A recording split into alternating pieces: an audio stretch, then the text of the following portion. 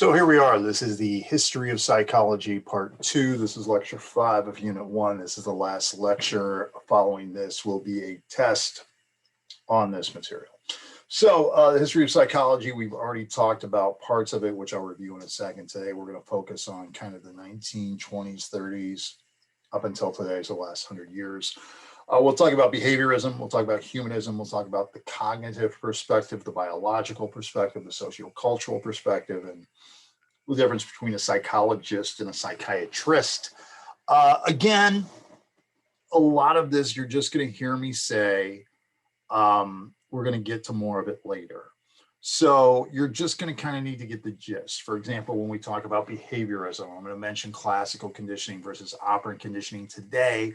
You don't need to know the difference between those two. You just need to know what is conditioning and what is the difference between behaviorism, which is to reshape your behavior, versus cognitive, which is to reshape your thoughts. That's it. Difference between one and the other, not really the details of each one. So you just have to have a general idea of each one, and then that will get you what you need for the test, and we'll get into more of these details later. All right, so with that, quick review of what the last lecture was about. We talked about structuralism, which is William Font, the first psychologist. And through introspection, you talk to someone, you ask who they are, and what you see is what you get in sort of structuralism. And then about a decade later, as people are moving from the rural areas to the cities, now we start to have this idea of functionalism. Okay, this is who you are, but depending on which environment I put you in, how does that change the way you function? You know, if somebody is a full-time CEO and then suddenly they sign up for the reality show Survivor, how do they perform when they're on that island, which is going to be different than how they perform in the corporate boardroom. So it's adaptation to the environment. Then we talked about the evolutionary perspective, which was Galton, who was a cousin of Darwin. And he basically talked about the idea of you're born a certain way and the good traits are going to push forward, and then your environment really doesn't matter. And this was used and abused by everyone from, you know, higher ups in America who were elitists and didn't want immigrants coming in, to Hitler and the Nazis. Though there is something to the evolutionary perspective, is because, again, if you're born a beautiful person, you have a different environment than what other people do. So we can't entirely dismiss it, but it's not the end all be all. And then we also talked about Gestalt perspective, which is where we take things as a whole. We talked about the psychoanalytic perspective, which was this idea of everything is your past, and you've got all these knots tied up in your past, and you got to go back and deal with those issues before you can move forward. We talked a little bit about intelligence testing as well, which was one of the first things to really set a path of what is normal, average normal behavior. So that's everything we've talked about up until this point. So today, in this particular lecture, we're going to take a look at the behavioral perspective. And the behavioral perspective, as opposed to everything else we talked about, where, you know, we got to change the way you think, we got to look at your past, blah, blah, blah, blah, blah, and there's issues of your childhood. The behavioral perspective is everything you do is observable. Every action you take, I can look at your other actions and explain why you did that. It was based on a series of rewards. It was based on a series of punishments. You're doing everything that you're doing it's clear. There's no id, ego, super ego, subconscious. Why did I do that? You know why you did everything. And we can prove it, and we can observe it, and we can point this led to that. And then the other big thing about the behaviorist is, if everything's observable, everything's fixable, and it's not necessarily what is the root of the problem is the problem. That's the behaviorist perspective. So again, behaviorism, all behavior is observable, largely impacted by the environment, if not wholly impacted by the environment. They rejected evolutionary perspective, which was, you know, the basis of stopping immigration and everything else. They also rejected psychoanalytic perspective because they said none of it was provable. So just kind of, this is kind of the antithesis of those two. And so again, You know, if you're afraid of flying on a plane, the psychoanalytic perspective would say, well, there's something in your past, where the behaviorist will go, I don't care what led to it. The problem is the problem. I need to get your butt on a plane. That's how we're going to solve it. We're not going to talk about, we're not going to get warm and fuzzy and talk about feelings. Get your butt on a plane. Let's get past it. You weren't born afraid of flying. You learned to become afraid of flying. Let's unlearn that fear. That's behaviorist perspective. The person who is most solid with this is a gentleman by the name of John Watson. I'm not sure why John Watson is the father of behaviorism, because Pavlov came before him. Skinner is probably more well known. But Watson liked to get his name in the paper, very similar to Freud. Did some radical studies, including over here with the baby Albert, where he took this 6-month-old baby and basically taught him fear. How to fear this little white rat by tying it to a steel bar and a hammer. And then not only did he fear this white rat, but he started to generalize it and fear other animals as well. Watson was famous for saying, give me a dozen healthy infants and I'll change them into the next whatever. I could go to an adoption agency, give me 10 healthy kids. One of them I can make the next great scientist. One of them I can make the next great mathematician. One of them I can make the next great criminal, all depending on the surroundings that I gave him. He later took this on and he put it into advertising, which is brilliant because most advertising is based on this idea of rewards and punishments and desires and drives and motivation. Now, again, when we really talk about the beginning of behaviorism, we got to talk about Ivan Pavlov, who we'll, again, discuss a little bit later. He was a guy who won a Nobel Peace Prize by studying the digestive systems of dogs. And he's studying the digestive system of dogs because they're very similar to the human digestive system. So he wants to basically go, okay, well, how much does a dog drool and how does that affect the saliva, affect the digestive system? And as he's doing this and bringing the dogs in and feeding them and measuring how much drool comes out of their mouth, he started to discover that just bringing the dogs into the lab, they were salivating before the food even showed up. And then sometimes when the lab technicians went to pick up the dogs and they saw the lab technicians in their lab coats, they started to salivate before. And the thing about salivation is you can't just consciously make yourself salivate. I can't say salivate. You can't go, you can't do that. So the dogs were associating the lab techs in this room with food. And so he basically came to this idea, can I take a neutral stimulus, something that has nothing to do with food, like a bell? Let me ring a bell, tuning fork here. Let me ring a bell. And does that bell equate? If I put the bell with food, bell, food, bell, food, bell, food, will the dog eventually salivate to the bell? And yes, he will. So classical conditioning is unconscious learning. You know, little baby Albert fearing the white rat because he was conditioned to. You can't just make yourself afraid. In the same way, you can't just make yourself calm down. You can't just make yourself salivate. I can't just make my blood pressure go up or my heart start to beat faster. I can't sit here and go heartbeat faster. Yet if my wife walks into the room and I've associated her with excitement, my heart will beat faster with her. All right. So again, all of this is unconscious behavior. So classical conditioning, unconscious behavior. Then along comes B.F. Skinner. And B.F. Skinner focused more on operant conditioning. And operant conditioning is conditioning where you learn how to do something. The pigeon learns to peck this little dot because food will come down. And that is a skill that he was not born with, although he was born to be able to peck, but to be able to peck the specific dot in order to get food. You know, the idea of if I train my dog to sit by giving them a treat, that they associate those two together. I put money into a vending machine, I get a candy bar. That's not something I was born with. I hit the brake of a car, it stops. I hit the accelerator of a car, I'm rewarded with it going. This is learned behavior. So operant conditioning is behavior that we're not born knowing how to do, and we learn it through a series of rewards and punishments. So again, this is all learned behavior. And again, you'll notice these writings that I put here if you want to read a little bit more about it, but we'll really get into the details on the difference between classical conditioning and operant conditioning when we cover this in, I think it's unit 6, if I'm not mistaken. All right, so that's behavioral there, issues. Humanistic therapy. Humanistic therapy comes in the 19 70s. Behavioral ruled through the 20s, 30s, 40s, and 50s. And then in the 70s, along comes this idea of humanism. And humanism is, the 70s are a very self-reflective decade, as chaos.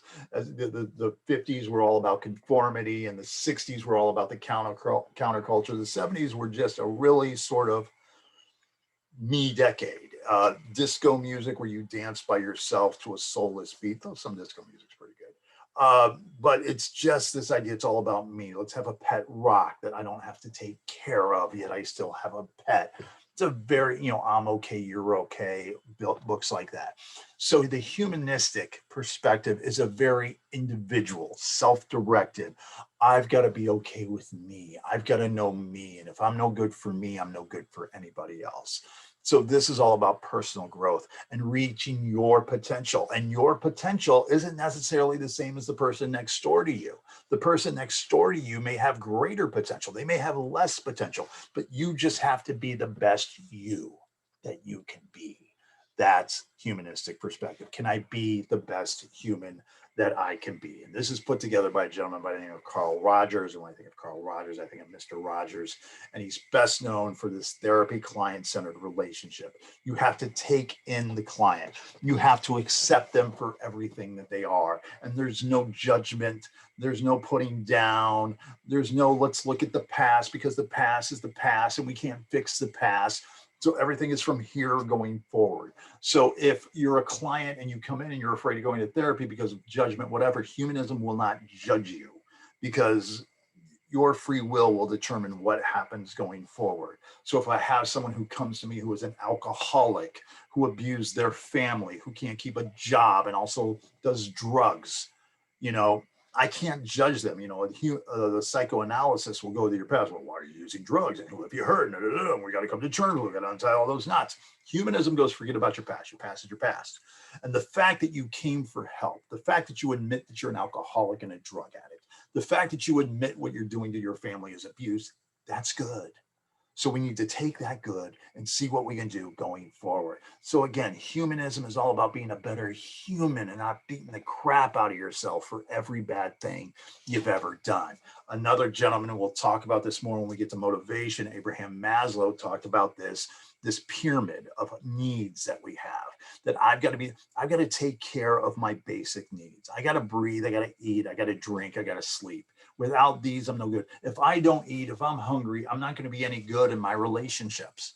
I've got to take care of me, because if I don't take care of me, I can't take care of anybody else. You're in the plane, turbulence hits, the mask come down. You put the mask over yourself, not over the kid first. Because if you don't put it over yourself and you can't breathe, you can't take care of the kid. All right. So I've got to be able to breathe, and then I take care of the kid. You don't be an acid on there. No, good to you. You take care of the kid, but you got to take care of your own needs first. And then once I have these, I can get to some safety needs and make sure I have a home and everything else. And once I'm secure about myself, then I can have love and belonging. Then I can feel good about myself. And then eventually I reach self-actualization according to Maslow. All right. So the humanistic perspective is being the best human you can be and being okay with yourself and your mistakes and everything else. All right. So there's a little bit more on humanism if you'd like to take a look at that. All right. Then we get into the cognitive perspective. And the cognitive perspective is very popular in the 90s, 80s, 90s going forward, because the cognitive perspective basically says, how we process information and retrieve information is in the way that we think. Some people see something as a destruction. Other people see it as an opportunity. So it's all in the way that we think. All right. I'll give you an example of this real quick. I had a girl come to my class a couple of years ago. One of the tricks of being a psychology teacher is people think that you can solve their problems. I'm just a guy who studies psychology. But anyways, so kids will come to me for whatever, and I encourage it. You have an issue, I can help you, maybe. But this girl came to me and she said, Mr. Porter, I have a boyfriend and he wants to go to like a weekend concert festival, and I don't know if I should let him. She's like a junior in high school. And I go, you're not sure that you should let him, you know, that's a whole issue of control and whatnot. I go, why don't you want your boyfriend going to this concert? And she says, I'm afraid that if he goes, he'll cheat on me. And I go, and what's the problem with that? Now, of course, the way that she looks at it, the way that she thinks about it is if he goes to this concert and cheats, it would be terrible because she's in love and blah, blah, blah, blah, and all these other things. And it would end the relationship and it would be terrible to put, yeah, it'd be bad. And I told her, if he goes to this concert and if he cheats on you, that's the best thing that could happen to you. And she looks at me confused, as many students do. And she goes, how is that the best thing that could happen to me? I go, because if he goes to the concert and cheats, you got information. You realize he's terrible. He's a terrible person, and you're not going to waste any more time on him. And you can move on with your life. You can close the door on that, not waste any more time, not invest any more time, and move on. Or if he goes to the concert and doesn't cheat on you, you learn that you can trust him. So it could be, it's good either way. Don't look at the bad, look at the good. The problem with people getting on a plane is they focus on the planes that crash. Focus on the planes that are successful. There's so many more of them. So again, the cognitive perspective is if I change the way I think, I'm going to change the way that I feel. All right. One of the first to come forward with this was a gentleman by the name of Jean Piaget. And Jean Piaget, back in the 1920s, when this kind of started, he came up with this revolutionary idea when he observed a bunch of children, including his own. And he came to this conclusion that kids think differently than adults do. You know, which was strange because up until this time, people just thought little kids were little adults. No, kids think differently. If you tell a child it's raining cats and dogs, they truly believe that there should be kitties and puppies flying from the ground. You know, when the kid drops their ice cream cone and freaks out because they don't have control of their ice cream cone, they haven't had ice cream cones or whatever, and you go, what are you crying about? They look at you like, why aren't you crying? You know, they see the world differently. They don't know how they got this. They don't have as much control. They're a little bit more egocentric. You know, they see the world differently than adults do. And he was one of the first ones to think that. So if they see the world differently, they're experiencing the world differently. You can't treat a 5-year-old like a 15-year-old. You know, there's a difference in how you learned in elementary school versus how you learned in junior high versus how you're learning now versus how you'll learn at the next level. This class right here is very much generated to be like a college course. I'm preparing you for the next level because if you're taking psychology, your idea is I want to learn at a higher level.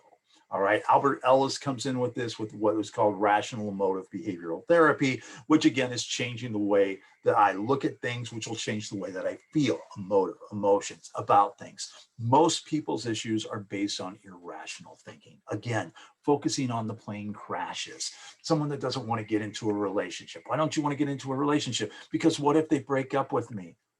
Okay, it doesn't work. Because here's the thing when it comes to relationships. Think about it this way. Everybody in the world that is single every one of their relationships has been a failure. Everyone. That's why they're single. Because but you only got to win one time. You just got to win once. That's it. So you take the bad relationships and you go, what have I learned from that? You know, I'm thankful for all of my terrible wacko relationships because it makes me appreciate my wife so much and my wife as well. My wife was in a terrible abusive marriage for 20 years. And as a result of that, she looks at me and I'm a slice of heaven. I don't see that, but she sees that. All right. Phobias, all these things, you know, we got to change the way that we think. If we change the way that we think, we change the way that we feel. Chomsky, we'll talk about more when we get to language, who basically said that we have this innate form of language. But again, it changes depending on which region of the country you're in and all these sorts of things. More there on cognitive psychology if you'd like to take a look at it. Then we get up again into the 80s and 90s and 2000s, and we start to take a look at psychology from a biological perspective.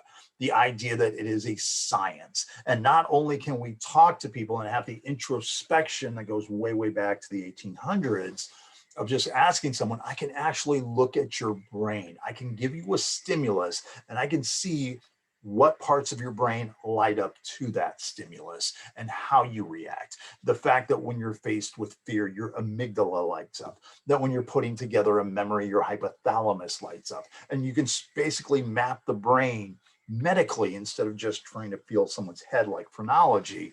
You can actually get in there. And this is done with CT scans, PET scans, MRIs, fMRIs, all of these EEGs, and to see the brain wavelengths. You can basically map the entire brain. You can focus on medication. You can realize that some people's problems aren't simple therapy. Some people's problems is they were born with a bigger amygdala. Some people's problems were that they don't produce as much serotonin or dopamine or other neurotransmitters.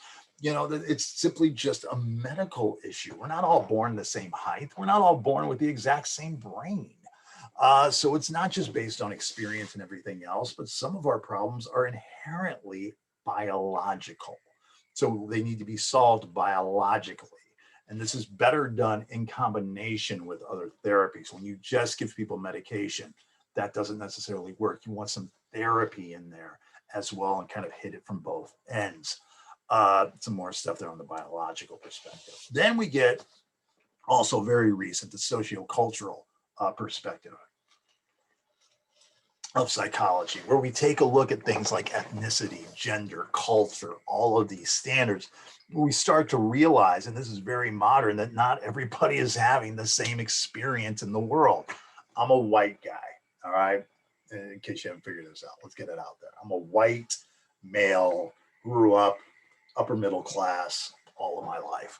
Now, does that mean that I know what it's, when I see somebody who's grown up not white, not upper middle class, whatever, can I empathize with them? Sure, I can, but I don't know their experiences. I have never been pulled over by the police wondering, is this it? That's never happened to me. I've never been pulled over in a neighborhood because I look like I shouldn't be there. I have never walked into a store and had a manager follow me around because I look like I'm dishonest.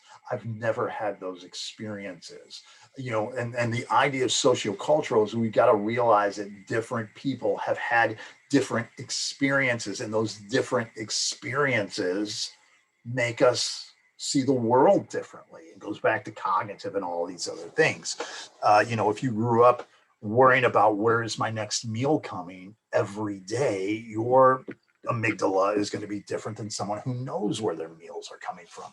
People who follow a religion versus people who don't follow a religion, versus which religion do you follow, versus how much do you follow that religion. All these things can have a huge impact on who we are. And that's this idea of socio-cultural. The fact that we have, let's go down here, get my mouse active. There we go. We come down here. Here's you as an individual, okay? And there's a microsystem of what you surround yourself with. And then there's also where you live in your neighborhood and whatnot. And then the culture that you are a part of. And again, some of us are part of, in the Western society, we're part of a more individualistic cultures, where it's about, I can be the best me I want to be. I can be anything that I want to be, which is great and fantastic. But if I fail at it, it's all my fault. So we're more likely to have success, but we're also more likely to face depression, versus someone who comes from a collectivist culture where maybe you're going to do what your parents wanted you to do. And you don't have as much choice, but at the same time, your failure is their failure. So you got a lot more support. So there's all these things that go with it. So how do others affect us? Watching our parents beat up a doll, we're more likely to beat up a doll. Watching our parents not do it, we're less likely to do it. So all this idea of what impacts us. And again, changing technology is huge in this. The fact that we have a segment of the population that believes that the world is flat. And if you haven't seen Behind the Curve on Netflix, it's fascinating. But why would they believe that? Why would you get together with other folks like that? How is technology changing the way that we see news, as opposed to the 1970s when there's 3 channels on the TV and that's all that was the news? Now you can sort of pick your news, pick what you want to believe, and all these other things. The fact that students now have smartphones. 2012, and we'll look at a lot of these graphics, but 2012 was the point where 50% of teenagers now had smartphones the whole time. And so what we see in 2012, do I feel left out? Do I feel lonely? Is taking off amongst teenagers, taking off as far as a percentage. Now, again, that's not every kid. We're still only talking about a third of the population, but that's a whole lot more than a quarter of the population prior to that.